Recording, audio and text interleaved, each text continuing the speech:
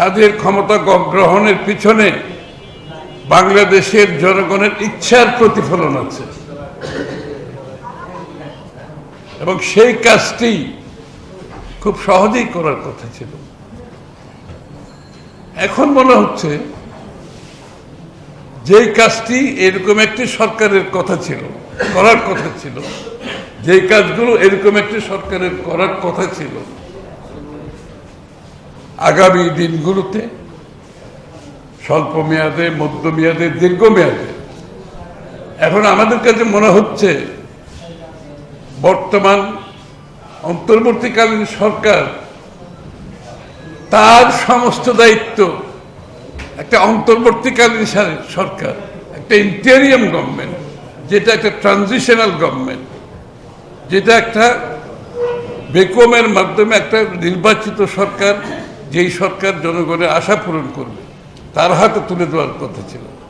এখন মনে হচ্ছে একটি অন্তর্বর্তীকালীন সরকার তারা বাংলাদেশের আগামী দিনের স্বল্প মেয়াদী, মধ্যমেয়াদী, দীর্ঘমেয়াদী, এরপরও যদি কিছু থাকে আর সব কিছুর দায়িত্ব ওরা নিতে চাইতেছে এবং সরকারের আকার কেন ক্রমান্বয়ে বড় করছে, সরকারের কর্মকাণ্ডকে আরো পরিধি আরো বড় করছে।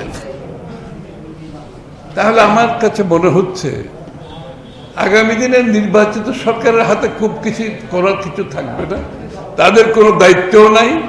জনগণ তাদেরকে যে ম্যান্ডেট দেবে, যে ম্যান্ডেটের পরিপ্রেক্ষিতে একটি নির্বাচিত সরকার জনগণের কাছে দায়বদ্ধ থাকে, জবাবদিহি থাকে, পূরণ করতে বাধ্য হবে একটি গণতান্ত্রিক সংস্কৃতির মাধ্যমে, একটি গণতান্ত্রিক সংস্কৃতির মাধ্যমে, একটি জবাবদিহিতা, দায়বদ্ধতার মাধ্যমে, তাদের প্রতিনিধিদের মাধ্যমে, তাদের নেতৃবৃন্দের মাধ্যমে, জনগণের সম্পৃক্ততার মাধ্যমে, সবকিছুর অনুপস্থিতিতে মনে হচ্ছে একটি গোষ্ঠী তারা আগামী দিনের সরকারগুলোর সব কাজ তাদের দায়িত্বে তারা নিয়ে নিচ্ছে। ওই রবীন্দ্রনাথের কথায় আছে না, তোমার হাতে নেই ভুবনের ভার, এটা বোধহয় একটু বুঝতে অসুবিধা হচ্ছে। যে মনে হচ্ছে আগামীর বাংলাদেশ, যে নির্বাচিত সরকারের জন্য খুব বেশি কিছু করার দরকার নেই, সব কিছুর সমাধান একটি অভ্যন্তরীণ সরকারের মাধ্যমে হতে হবে। তাহলে নির্বাচনের, গণতন্ত্রের কথা কেন আসলো? বাংলাদেশের মানুষের মালিকানার কথা কেন আসলো?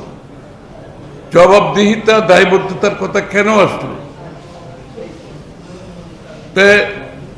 জনগণের by the people, for the people, of the people, Abraham লিঙ্কনের এই কথাগুলো কেন আসলো?